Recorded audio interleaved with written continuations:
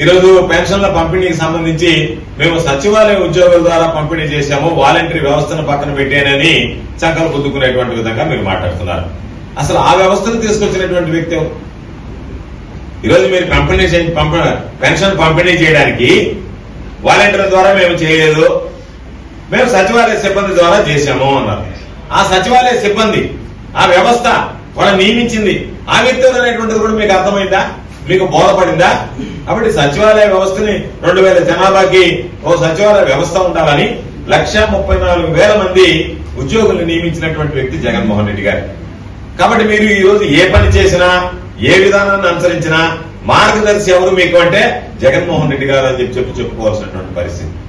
సచివాలయ వ్యవస్థ వచ్చినా ఈరోజు సచివాలయ వ్యవస్థ నుంచి వాళ్ళని సచివాలయ ఉద్యోగులు ప్రతి సచివాలయానికి 2,000 జనాభాకు ఒక సచివాలయంలో 10 మంది ఉద్యోగుల లెక్కన 1,34,000 మంది నియమించి వాళ్ళకి వాలంటీర్ వ్యవస్థను అనుసంధానం చేసి సూర్యోదయాని కన్నా ముందే పేదవాడి ఇంటికి నేరుగా పెన్షన్ వెళ్లేటువంటి కార్యక్రమాన్ని తీసుకురావడం జరిగింది.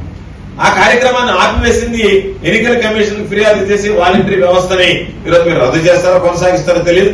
ఆ రోజు నుంచి వాలంటీర్ ద్వారా పంపిణీని చేయడానికి లేదన్నారు. అదే విధానాన్ని ఈ రోజు కూడా కొనసాగిస్తున్నారు.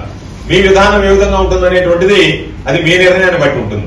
అయితే ఈ రోజు మీరు మా గురించి మాట్లాడడం, జగన్మోహన్ రెడ్డి గారి గురించి విమర్శలు చేయడం ఇవి సరైనటువంటి పద్ధతి కాదు. ఎందుకంటే ఈ రోజు మీరు అనుసరించినటువంటి విధానాలు కానీ, మీరు ఈ రోజు పంపిణీ చేయడానికి ఉపయోగపడినటువంటి వ్యవస్థ కానీ, ఈ రెండు కూడా జగన్మోహన్ రెడ్డి గారి హయాంలో జగన్మోహన్ రెడ్డి గారు ఏర్పాటు చేసినటువంటివే.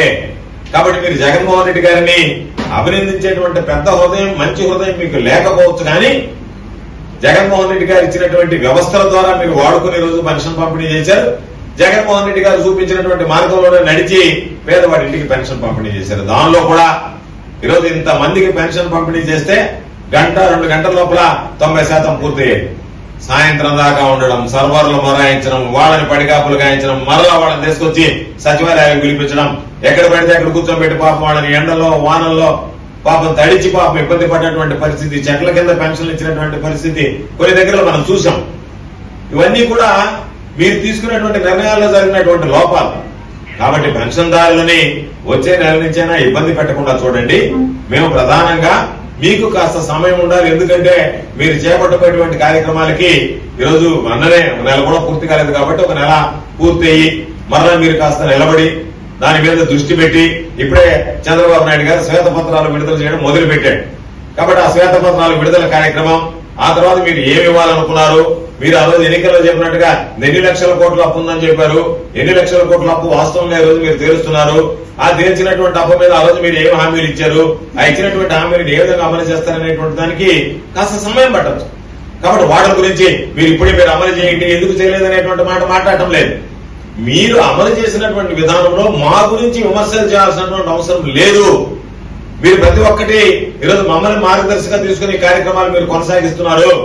మీరు ఆ కార్యక్రమాలు కొనసాగించడానికి కారకుడు మా నాయకుడు, ఈ రాష్ట్రానికి గతంలో ముఖ్యమంత్రిగా పనిచేసినటువంటి వైఎస్ జగన్మోహన్ రెడ్డి గారు అనేటువంటి విషయాన్ని ఈ సందర్భంగా చెప్పదలుచుకున్నాం. అదేవిధంగా ఇన్ని వేల కోట్ల పెన్షన్లు ఇచ్చాం, అన్ని వేల కోట్ల పెన్షన్లు ఇచ్చామని చెప్పి ఒక్కొక్క ఆయన అయితే సాధ్యం కాదన్నారు కదా, సాధ్యపడింది చూశారా అని మాట్లాడారు.